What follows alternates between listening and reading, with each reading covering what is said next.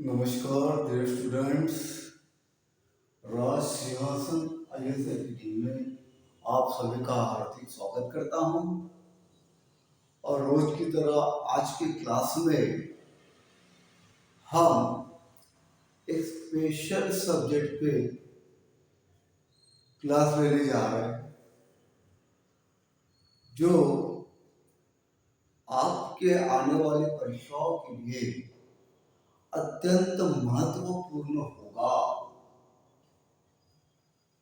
धन विधेयक।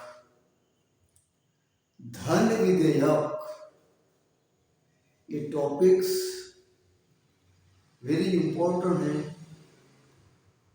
लगभग India polity and India economy में इसके बारे में आपको पूछा जा सकता है तथा पर्सनल इंटरव्यू में भी इसके बारे में आपको पूछा जा सकता है। तो देखिएगा स्टूडेंट, धन विधेयक धन के संदर्भ में लगी उतनी परिभाषाएं दिलाई गई है। इकोनॉमिक साइंटिस्ट ने धन के बारे में काफी व्याख्याएं कराई गई है, लेकिन धन ये ऐसा एक सब्जेक्ट होता है जो पूरी तरह से वास्तविक तौर पर आर्थिक व्यवहार संचालन कराने हेतु जो फिर भांडवल स्थिति में हो, जो क्रयता स्थिति में हो, जो हस्तांतरण स्थिति में हो, जो रोकड़ा स्थिति में हो, या जिससे क्रय विक्रय की बातें होती है ऐसे स्थिति में हो, इन सभी को जोड़ता है धन। उसके नाम अलग अलग है, लेकिन धन या सेविंग हो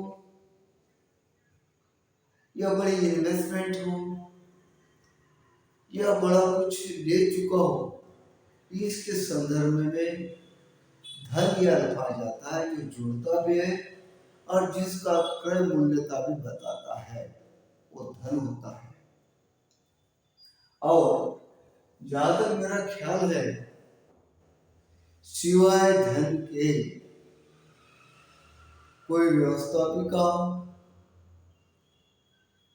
कोई बड़ा संगठन, कोई परिवार धन के बगैर नहीं चल सकता। ये चलना नामुमकिन है।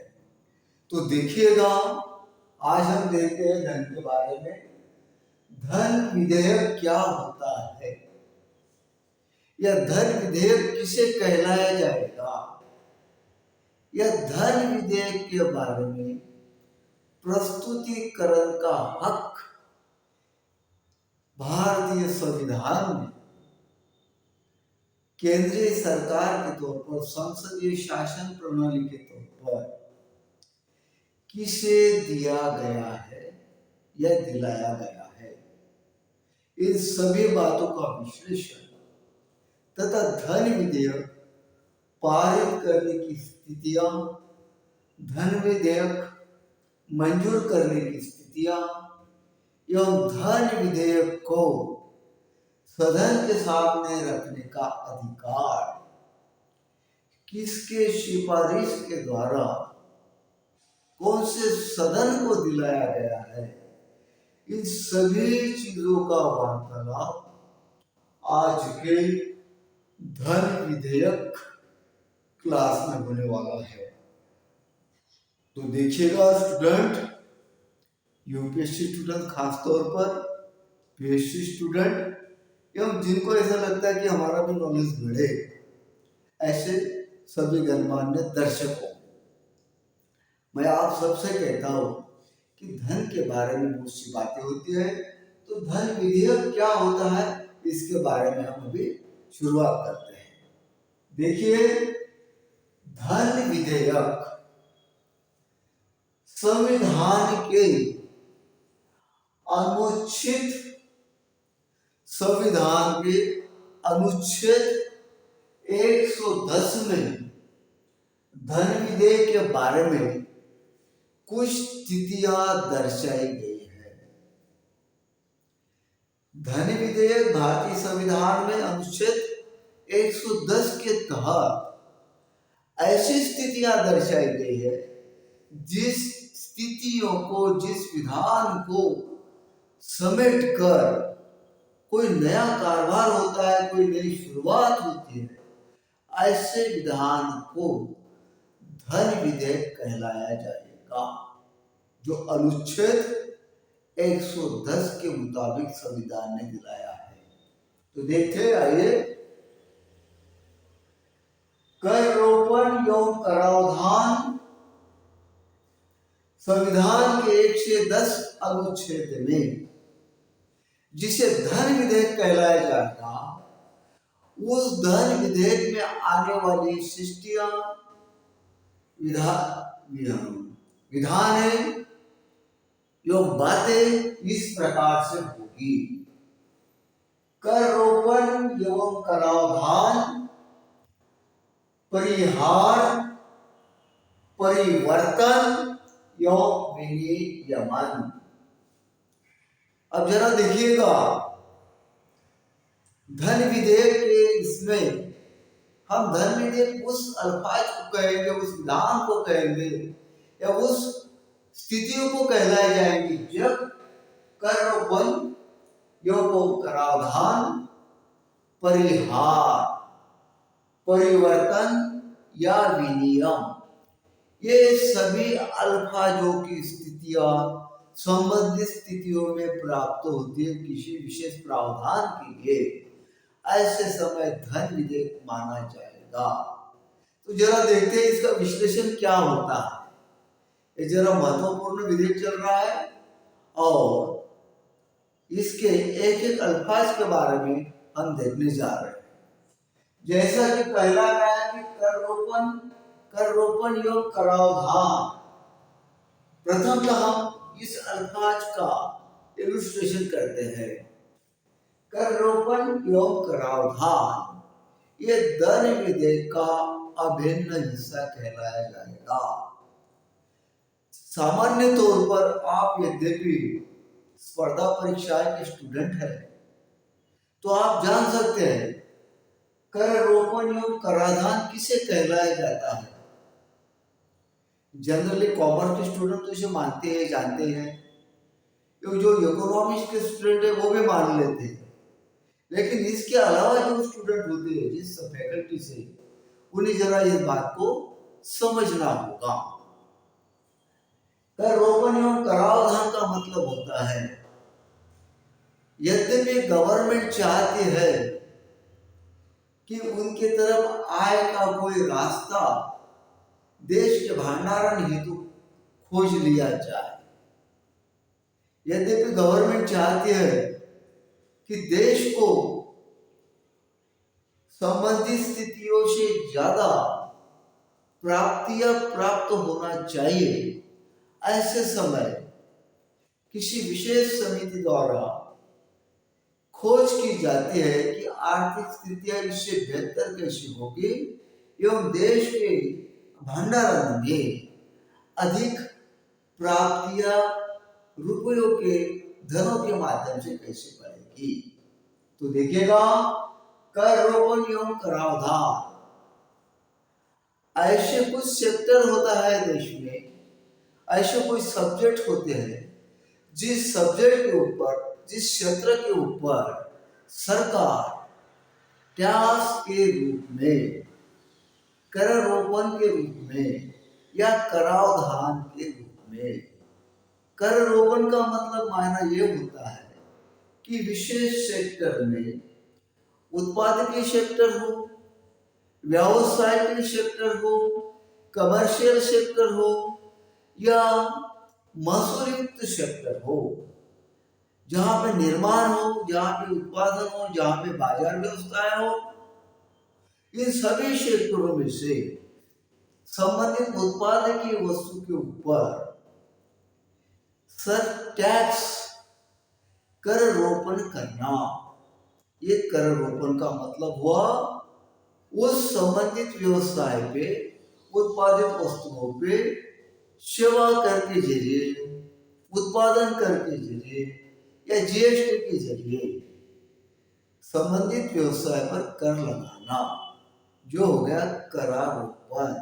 टैक्स लगाना, जो भी परसेंटेज हो वो सरकार के मुताबिक, संबंधित स्थितियों के मुताबिक करारोपण किया जाएगा। इसका मतलब कर का रोपण उस विभाग के ऊपर हो जाएगा, वो होगा करारोपण।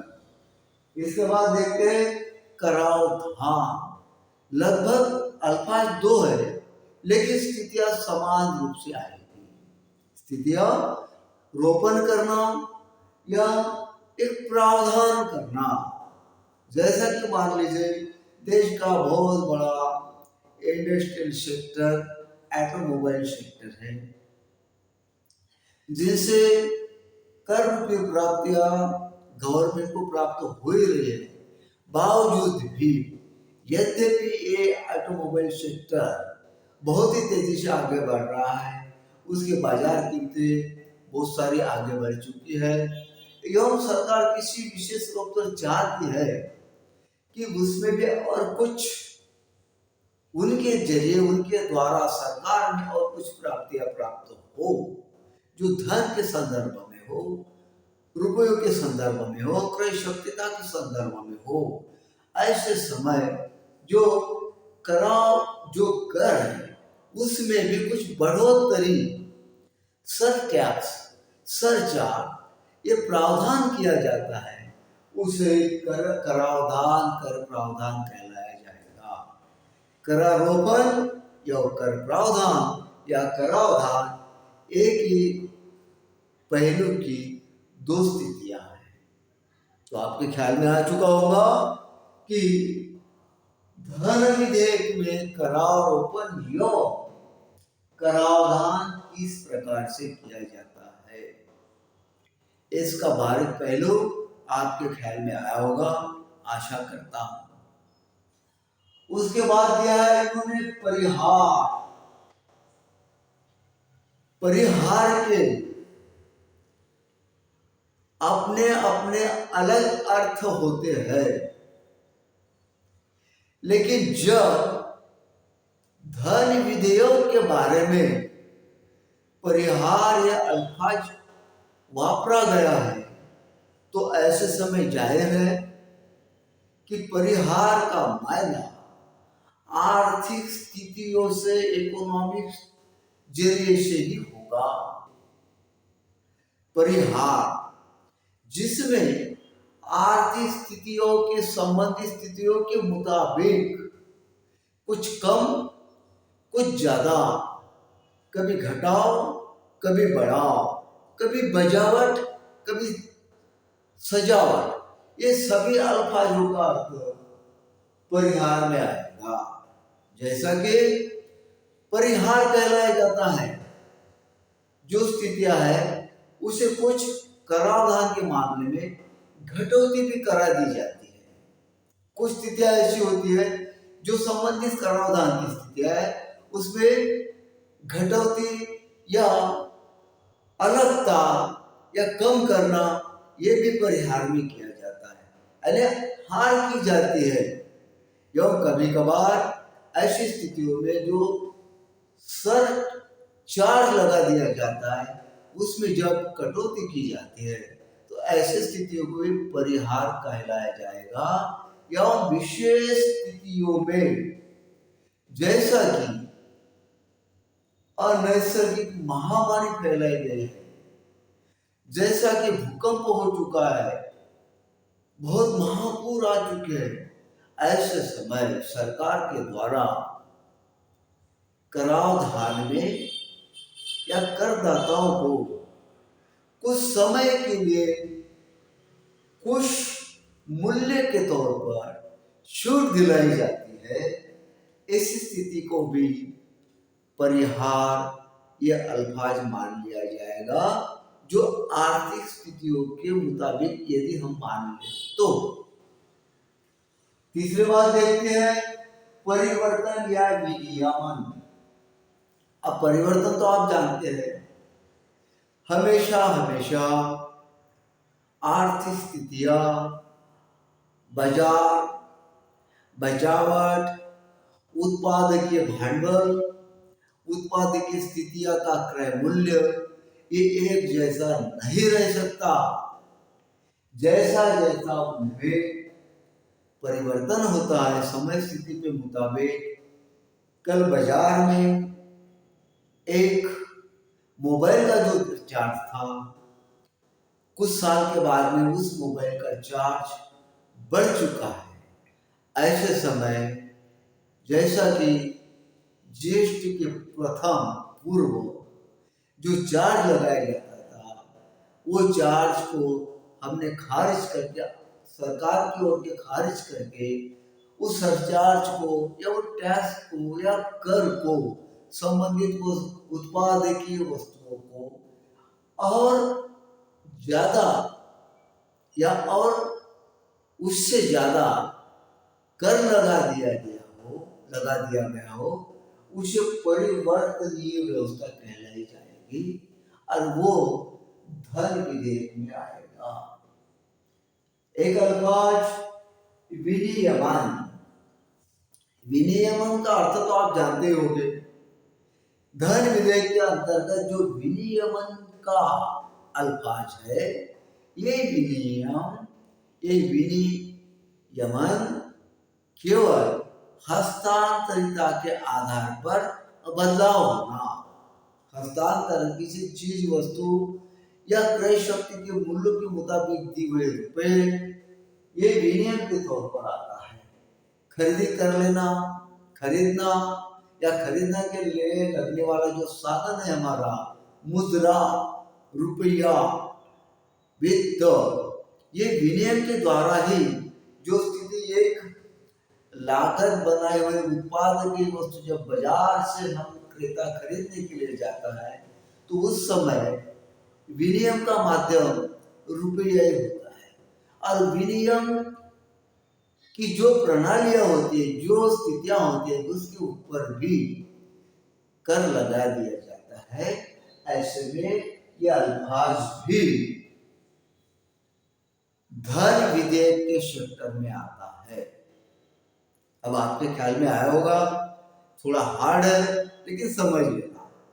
अब दूसरी बात देखते हैं, केंद्रीय सरकार द्वारा उधार लिए गए धन का विनियमन। धन विधेयक इसे भी कहलाया जाएगा कि जिसमें यह अल्फाज हो के विधान होगा या इस विधान के मुताबिक संबंधित कामकाज की स्थितियां होगी। केंद्रीय सरकार द्वारा उधार लिए गए धन का विनियमन। बहुत से बार हम देखते हैं, स्टेट गवर्नमेंट हो, सेंट्रल गवर्नमेंट हो, कई समय ऐसा कुछ अपने विशेष उद्योगों के, अपने मालकी के शेयर बाजार में बिकने हेतु निकालते हैं। या दूसरी बात, सरकार भी उस रोके को बेचकर धन जुटाने की व्यवस्था करते हैं, प्रतिभूति को भी बेचकर धन जुटाने की कोशिश करते हैं। या इससे यद्यपि सरकार का बचावट नहीं बन पाती, उस समय जब त्रुटि का अंदाज पत्र सादर होता है, ऐसे समय हमें धन इकट्ठा करनी होती है देश चलाने की सरकार को। उस समय सरकार बाहरी बाजार से या बाहरी देश से या देश के बाजार के कुछ संस्थागत रूप से कर्जा उधार लिया जाता है। ऐसा जब विधेयक बनाने हेतु सदन के सामने रखा जाता है, जैसा कि केंद्रीय सरकार द्वारा उधार लिए गए धन का विनियम किस तरह से किया जाए, जैसा कि सरकार चाहती है कि इतना कर्जा हम ले रहे, ऋण उधार ले जा रहे हैं, जो कि इसका विनियम हम ये देश के इस संभावित कार्य के लिए करेंगे।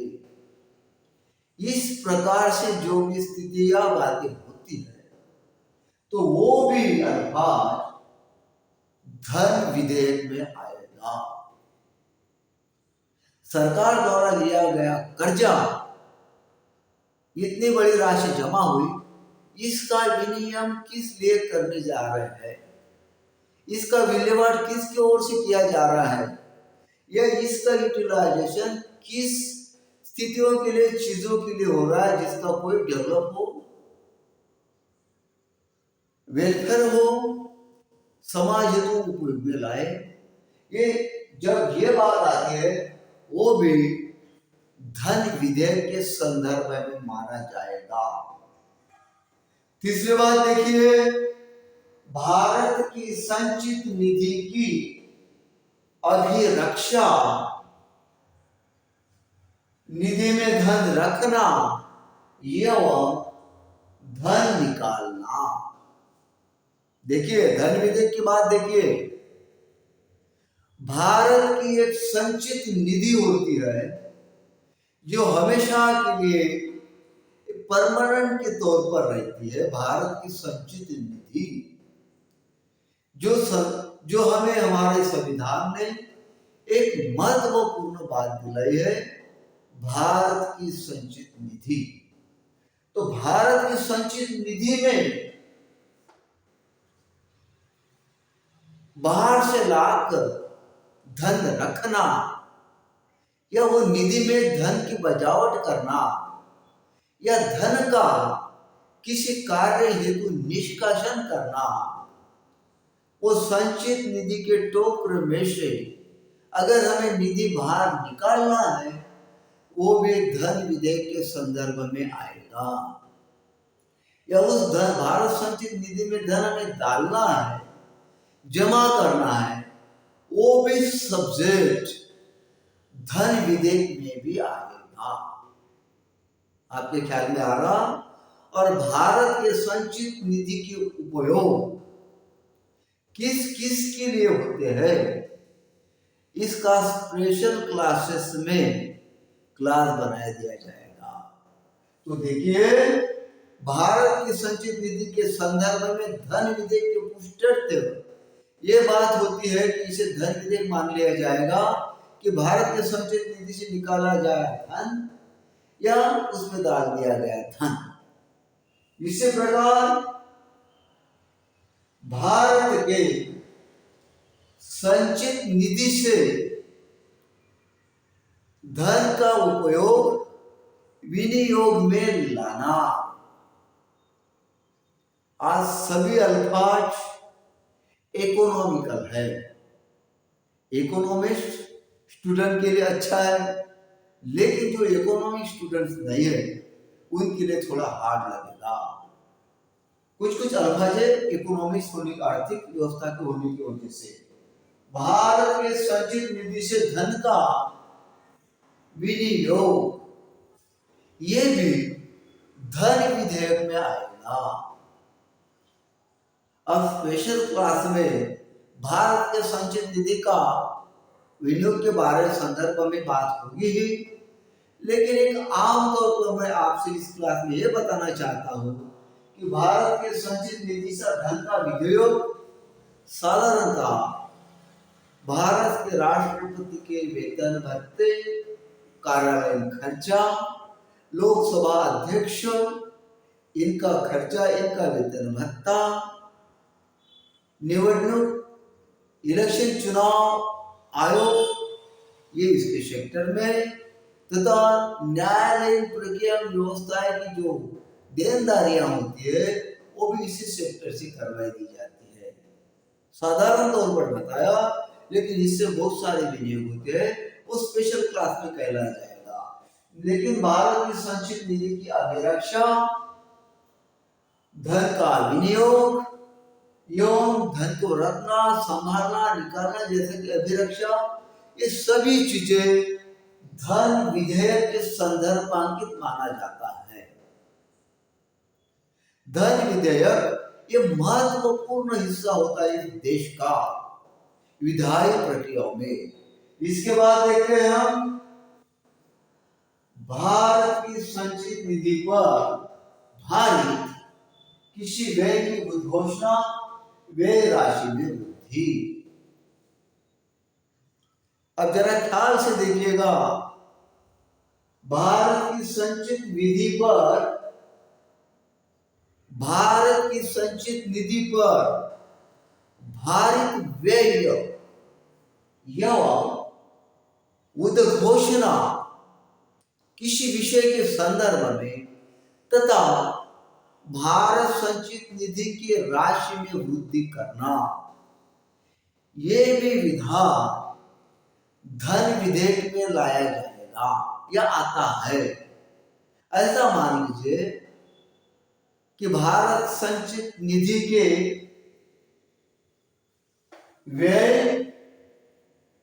व्यय राशि में वृद्धि या व्यय से किसी बात के लिए उद्घोषणा करना, ये धन विधेयक के संदर्भ में ही लाया जाएगा।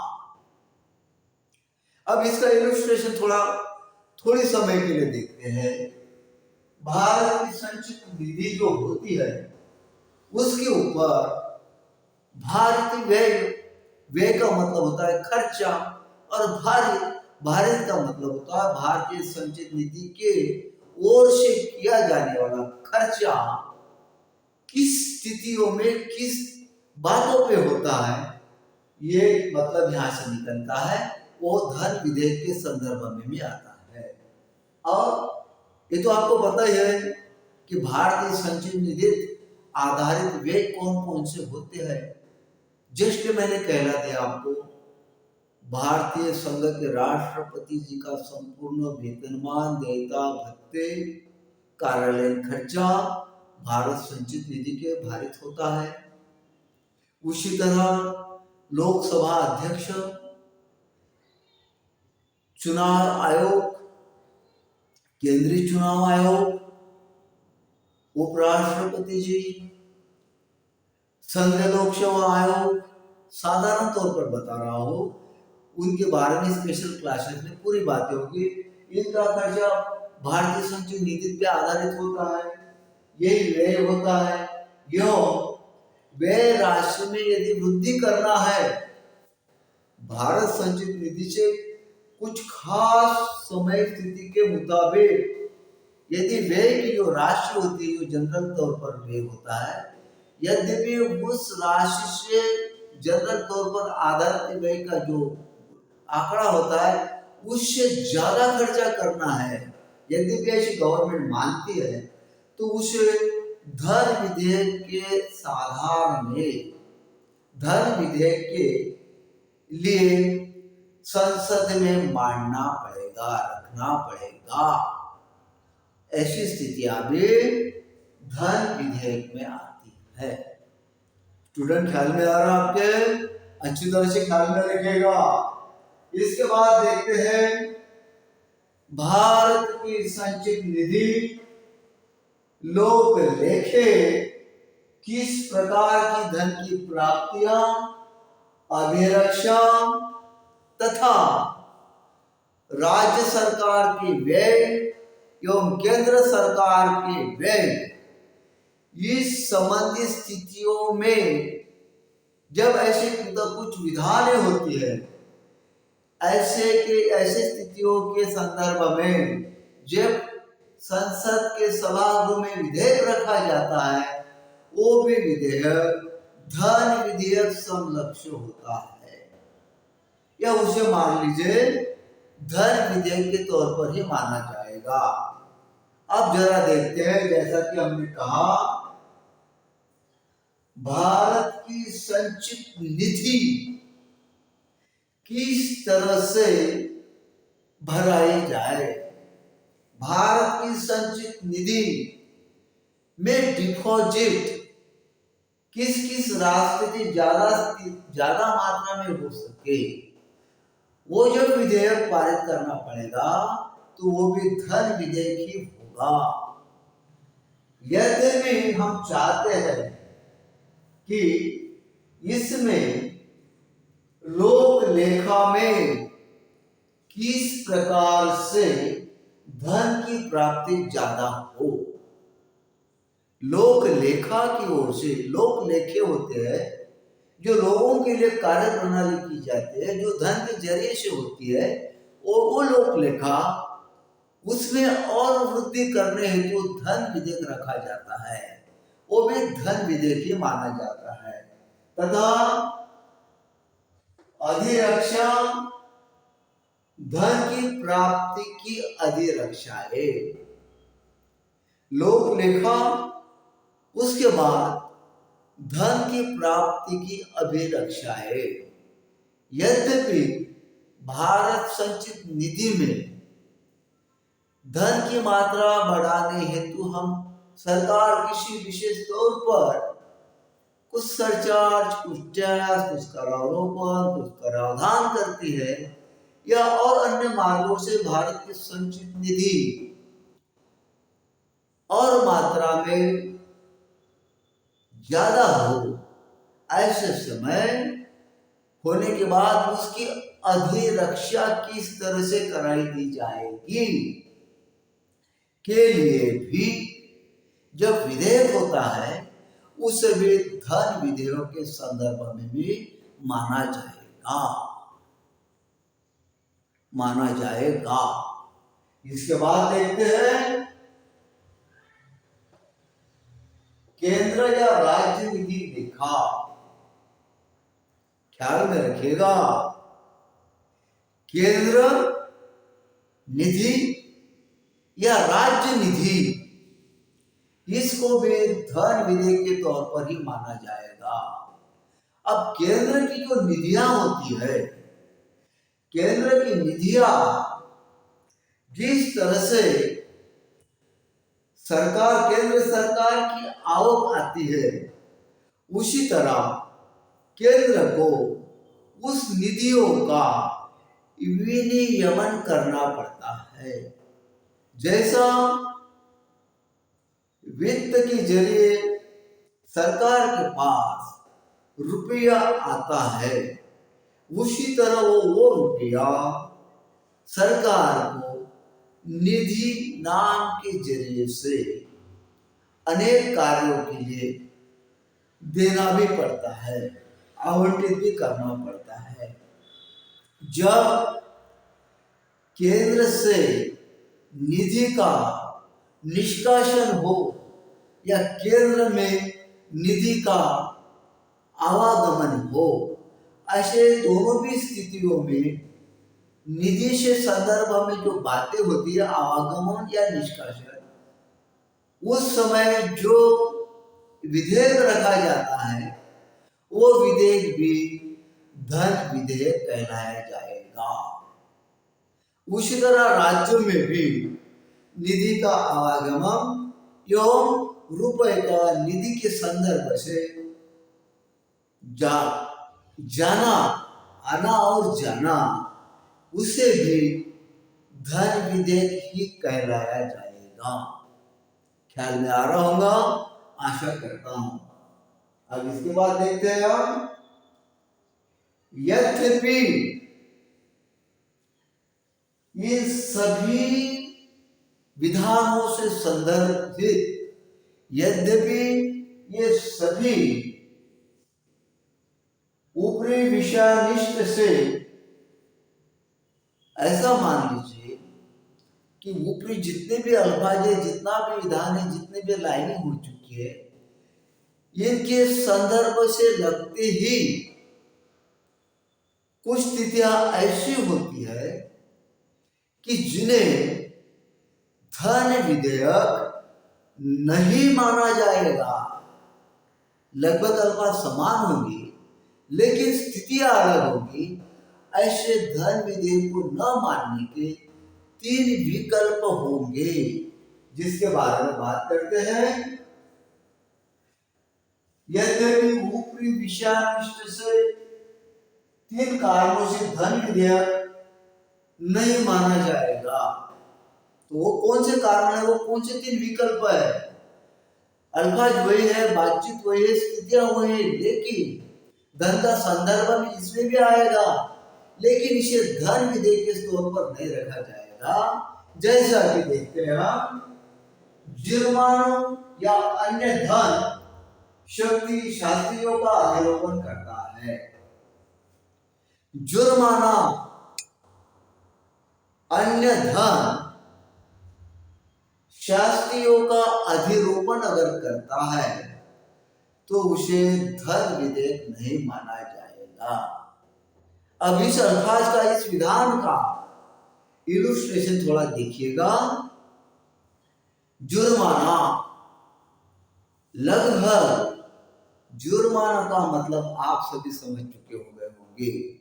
जुर्माना लगाना का मतलब होता है दंड लगाना। शासन की ओर से यद्यपि किसी स्थितियों के मुताबिक किसी विशेष संदर्भांकित या किसी विषयों के ऊपर या गुनहगारी के तौर पर संबंधित इंसान के ऊपर जुर्माना लगाया गया हो या उसे दंडाविधान कराया गया हो या उसे दंड दिया गया हो जो रुपए में अंकित हो, जुर्माना लगाया हो जो रुपए के अंकित हो, रुपए में अंकित हो, ऐसे शास्त्रियों का अधिरोपण करता है।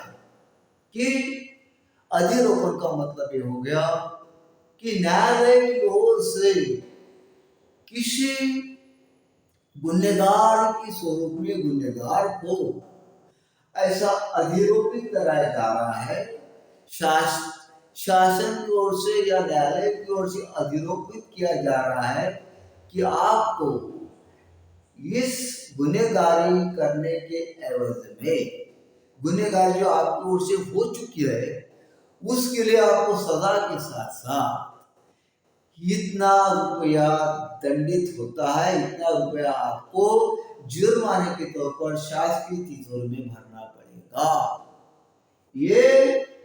ये कारण कभी भी धन विधेयक में नहीं आएगा। धन के शास्त्रियों के मुताबिक प्राप्तियां सरकार को जरूर होगी, लेकिन इसे धन विधेयक में नहीं माना जाएगा। अब दूसरा अनुवाद देखते हैं। अनुध्यातियों के लिए फीसों या की गई सेवाओं के लिए फीसों की मांग करना, ये भी धन विधेयक के तौर पर नहीं माना जाएगा, ये धन विधेयक में नहीं आएगा। जैसा कि हम लाइसेंस लेते हैं,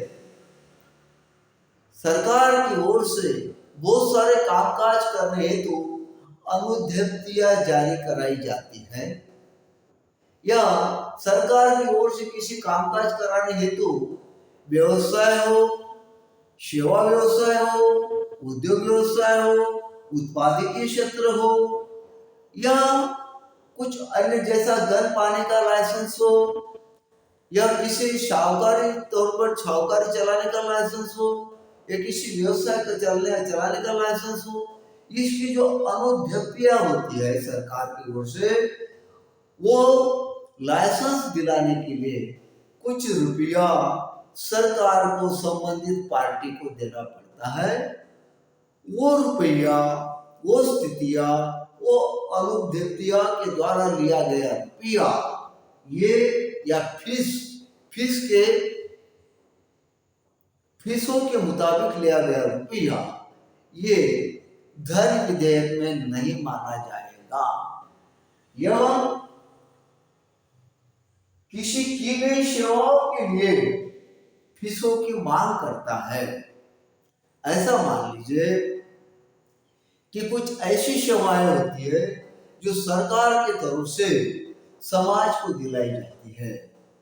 उस जो सेवाएं होती है, उस सेवाओं के अंतर्गत कुछ फीस संदर्भ में कुछ रुपयों की मांग होती है। वो फीसों के द्वारा जमा हुआ रुपया भी जो सेवाओं के मद्देनजर रखते हुए सेवाओं के जरिए से आता है सरकार में, उसे भी धन विधेयक नहीं माना जाएगा। और तीसरी बात देखते हैं, स्थानीय प्राधिकारी या निकाय द्वारा स्थानीय प्रयोजनों के लिए स्थानीय प्राधिकारी या स्थानीय निकाय द्वारा स्थानीय प्रयोजनों के लिए कुछ कर के अधिरोपण, उत्साधन, परिहार, परिवर्तन या विनियम का उपबंध करता है। इसे भी धन विधेयक में नहीं लाया जाएगा। जरा देखिएगा क्या बोलता है, स्थानीय प्राधिकारी या स्थानीय निकाय हो। स्थानीय निकाय या स्थानीय प्राधिकारी का मतलब क्या हुआ? जैसा कि हमारे लोकतांत्रिक व्यवस्था में 3 प्रकार के शासन होते हैं। केंद्र शासन जो मध्यवर्ती सरकार होती है, जो पूरे देश के लिए होती है। राज्य शासन जो किसी एक घटक राज्य के लिए होती है, स्टेट गवर्नमेंट चलाती है। एवं तृतीय, देश के अंतर्गत आने वाले सभी राज्यों के ओर से चलाए जाने वाले स्थानीय प्राधिकरण, जैसा कि स्थानिक स्वराज्य संस्थाएं, ग्राम पंचायत, नगर पंचायत, नगर परिषदें, नगर पालिका है, महानगर पालिका है, जिला परिषदें या स्थानिक प्राधिकरण, ये सभी स्थानीय प्राधिकरण होते हैं जो स्टेट, जो देश के अंतर्गत चलाए जाते हैं। तो उनका जो अधिकारी होता है स्थानीय प्राधिकारी, जैसे कि एमसीपी का कमिश्नर, आयुक्त, म्युनिसिपल कॉर्पोरेशन का कमिश्नर होता है, जिला परिषद के जिला परिषद प्रेसिडेंट होते हैं, नगर पालिका के नगर प्रेसिडेंट होते हैं, ग्राम पंचायत के सरपंच होते हैं, नगर निगम के भी जो अधिकारी होते हैं, इनके मुताबिक जब स्थानीय प्रयोजन हेतु कुछ टैक्स लगाए जाते हैं, कुछ कराधान किया जाता है, कुछ परिहार किया जाता है, कुछ उत्पादन होता है, कुछ परिवर्तन होता है या विनिमय का उपबंध होता है, जो इनके द्वारा स्थानीय सरकार के द्वारा स्थानीय प्रयोजन हेतु ये स्थितियां जब लाते जाती है, तो उसे भी धन विधेयक में नहीं माना जाएगा। अब इसके संदर्भ में देखते हैं कि स्थानीय प्राधिकारी या स्थानीय निकाय द्वारा स्थानीय प्रयोजन के लिए करके अधिरोपण, इस विधान को हम स्पष्ट करते हैं। यद्यपि मान लीजिए कोई म्युनिसिपल कॉर्पोरेशन हो, यानी उसे महानगर पालिका भी, महानगर निगम भी कहलाया जाएगा। म्युनिसिपल कॉर्पोरेशन, महानगर निगम के स्थानीय प्राधिकारी म्युनिसिपल कमिश्नर को कहला दिया जाएगा।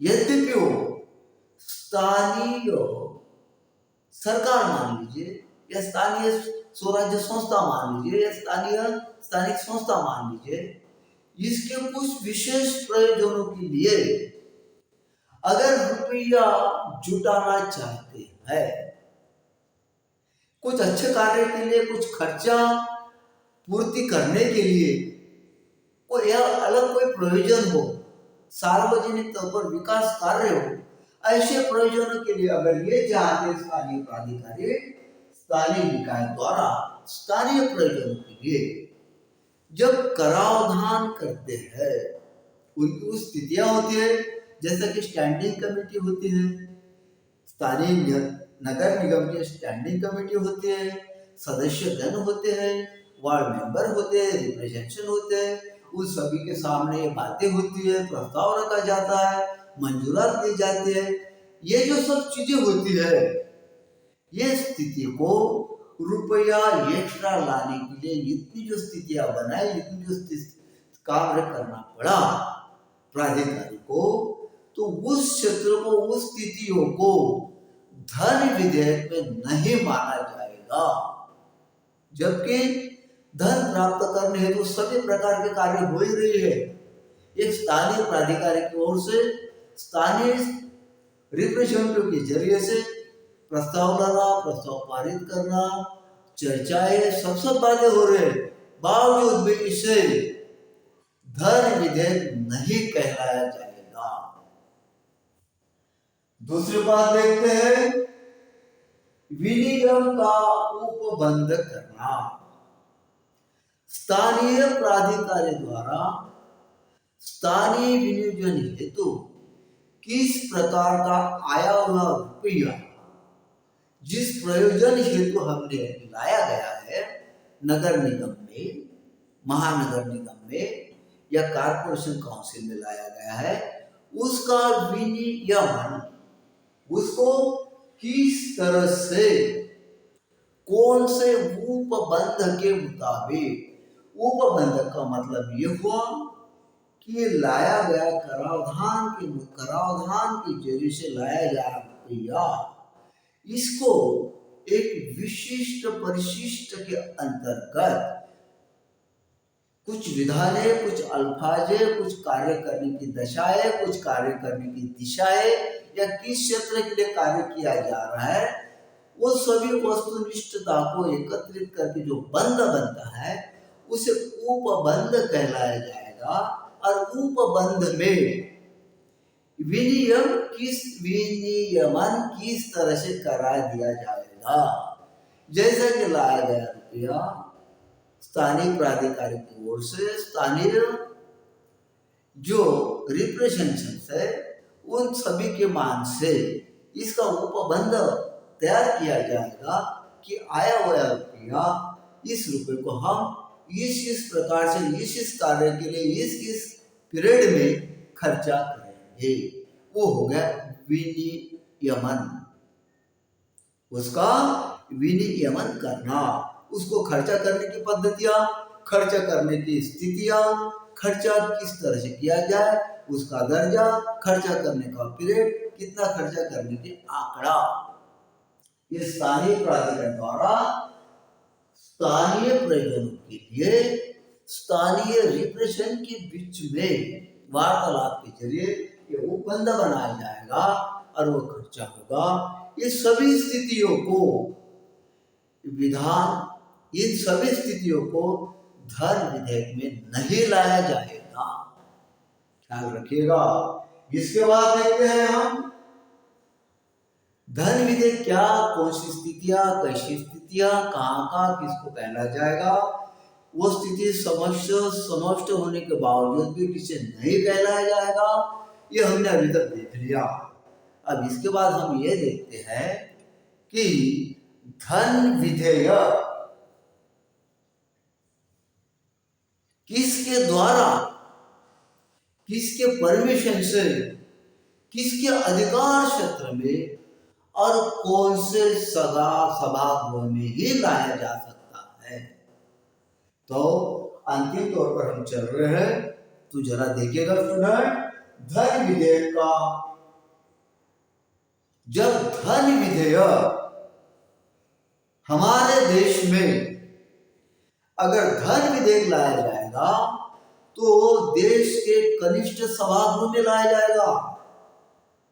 जैसा कि कनिष्ठ सभागृह में देश के सभी ओर से लोकसभा सदस्य, मेंबर ऑफ पार्लियामेंट एवं लोकसभा के चुने गए लोग रिप्रेजेंटेशन जो करते हैं, खासदार जिसे कहते हैं, एमपी जिसे कहते हैं, उनके सभागृह में ही देश का धन विधेयक लाया जाएगा। वरिष्ठ सभागृह में कभी भी धन विधेयक रखने का अधिकार संसद ने या संविधान ने इस देश को नहीं दिलाया है। वो कनिष्ठ सभागृह में भी लाया जाएगा, क्योंकि कनिष्ठ सभागृह में आए हुए हर एमपी प्रत्यक्ष तौर पर मतदान के द्वारा लोगों की ओर से आते हैं, जिन्हें लोगों की स्थितियां सभी तरह से पता होती है, और राज्यसभा में ऐसा नहीं होता। इसीलिए धन विधेयक प्रथमता और अंतिमता लोकसभा में ही लाया जाएगा। और जब धन विधेयक लोकसभा में लाए जाने की स्थितियां या चर्चाएं होती है, ऐसे समय सबसे पहले संघ के देश के राष्ट्रपति जी की पूर्वानुमति चाहिए। ये बात ख्याल में रखिएगा। अभी तक हम बहुतांश लोगों ये जानते हैं कि धन विधेयक केवल मात्र लोकसभा में लाया जाता है, लेकिन धन विधेयक लोकसभा में लाते समय भी पूर्वानुमति राष्ट्रपति जी की ओर से मिलना ही चाहिए, तभी लाया जाएगा।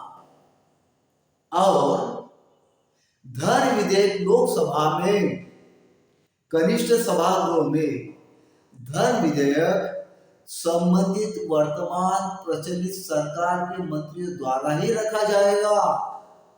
वो धन विधेयक वर्तमान प्रचलित सरकार के किसी मंत्रियों द्वारा ही रखा जा सकता है, और मंत्रियों के द्वारा या सरकार के मंत्रियों द्वारा रखा गया विधेयक ही सरकारी विधेयक कहलाया जाता है।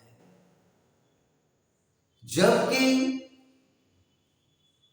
सत्ताधारी विधेयक हो, सत्ताधारी सदस्य की ओर से विधेयक हो या अपोजिशन पार्टी की ओर से विधेयक हो, अपोजिशन सदस्य द्वारा रखा गया विधेयक हो या सत्ताधारी पार्टी के सदस्य के द्वारा रखा गया विधेयक हो, इसे सरकारी विधेयक नहीं कहलाया जाएगा।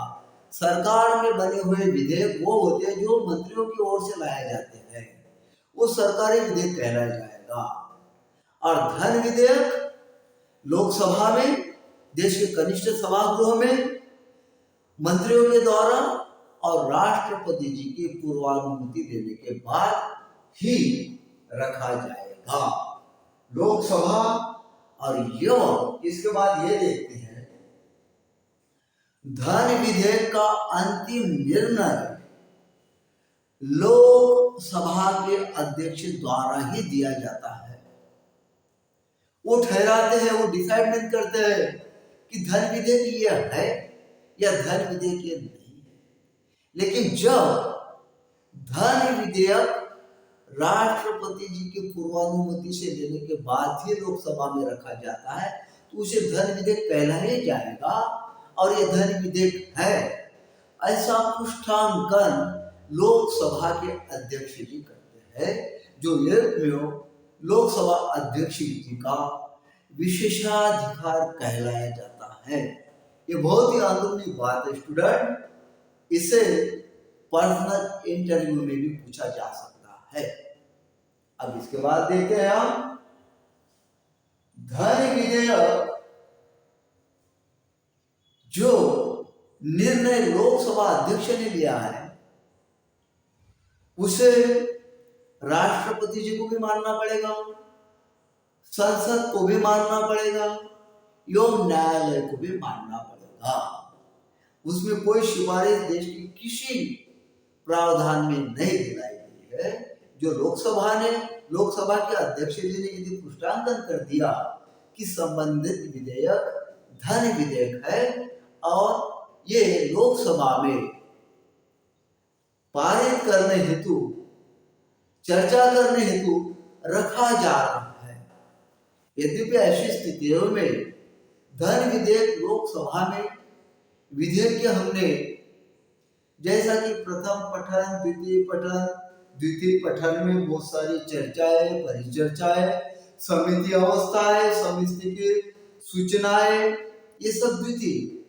फिर तीसरा पठन आता है, तीसरे पठन में जैसा कि धन विधेयक है, पुष्टांकन होता है। लोकसभा की ओर से यदि भारी मात्रा में इसे एक्सेप्ट कर लिया गया तो ये धन विधेयक राज्यसभा को विचारार्थ हेतु भिजवाया जाता है। विचारार्थ हेतु भिजवाने के प्रथम लोकसभा अध्यक्ष संबंधित विधेयक को धन विधेयक का पुष्टांकन करके उनके द्वारा राज्यसभा में भिजवा दिलाया जाता है और राज्यसभा में इस विधेयक हेतु केवल मात्र 14 दिन का पीरियड दिलाया जाता है। 14 दिन में उसे वापस भेजना ही पड़ता है प्रथम सभागृह को, यानी लोकसभा को। राज्यसभा को धन विधेयक के संदर्भ में विशेष हक दिलाए नहीं गए हैं, उन्हें मानना ही पड़ता लगभग, या अपने विचार अपनी संस्तुति दिलाने का उन्हें थोड़ा सा एक नॉर्मल हक होता है। लेकिन उन्होंने जो बदलाव बताए, रूपांतर बदलाए या अपनी संस्कृति बताए, इस सभी चीजों को लोकसभा को मानना करना ही पड़ेगा, ऐसी कोई जरूरी स्थिति नहीं है। लोकसभा मानेगी या नहीं मानेगी, अगर नहीं भी मानती है तो लोकसभा ये मानकर चलती है कि इसे भी राज्यसभा ने पारित कर दिया गया है और ये राज्यसभा लोकसभा यानी सदन की ओर से संयुक्त तौर पर पारित हो चुका है और इसे अब अंतिम हस्ताक्षर पाने के लिए, अंतिम संस्तुति पाने के लिए राष्ट्रपति जी की ओर भिजवा दिया जाता है। और जनरल तौर पर ऐसा मान लिया जाता है कि जब ये विधेयक सदन में रखा गया था धन विधेयक के मुताबिक, तो पूर्वानुमति हमने पहले प्रेसिडेंट ऑफ इंडिया राष्ट्रपति से ली हुई थी, तो शायद ये विधेयक पारित हो जाएगा ही या पास हो जाएगा या राष्ट्रपति जी की सम्मति मिल जाएगी हस्ताक्षर से, और लगभग ऐसा ही होता है। थोड़ा विचार विमर्श के लिए राष्ट्रपति जी कुछ समय के लिए अपने पास रख सकते हैं, लेकिन इसे निरस्त नहीं कर सकते। एवं धन विधेयक को पुनर्विचार करने हेतु सदन को नहीं भेज सकते। ऐसे समय वो विधेयक पारित हो चुका होता है और राष्ट्रपति जी की ओर से धन विधेयक हस्ताक्षर से पास होकर लोकसभा को प्राप्त होता है, जिसे बाद में प्रशासन की तरफ सौंपा दिया जाता है। यह धन विधेयक की स्थितियां होती है। अंतिम तक कहता हूं, धन विधेयक संसद द्वारा पारित करने हेतु राष्ट्रपति द्वारा सिफारिश हो जाती है लोकसभा में, फिर संसद द्वारा पारित होता है और राष्ट्रपति जी सिफारिश के बाद में सब कार्य प्रणालियां होती है। उसके बाद में जब पारित होकर आता है तो उसे संसद में कार्य प्रवणता के तौर पर पक्का स्वरूप दिलाने कार्य शुरू होता है और प्रशासन के जरिए उसका यूटिलाइजेशन एक लॉ के मुताबिक किया जाता है। तो डियर स्टूडेंट, धन विधेयक के बारे में आज के क्लास में आपको अच्छी तरह से याद आया होगा। और धन विधेयक जिस तरह संविधान के संदर्भ में विधेयक रखा जाता है, उसी तरह धन विधेयक भी अत्यंत महत्वपूर्ण विधेयक होता है और ये विधेयक सभी देश के लिए कानूनी तौर पर लागू करवा दिया जाता है। तो देखिए स्टूडेंट, राज्यसभा में धन विधेयक के संदर्भ में विशेष शक्तियां नहीं दिलाई गई।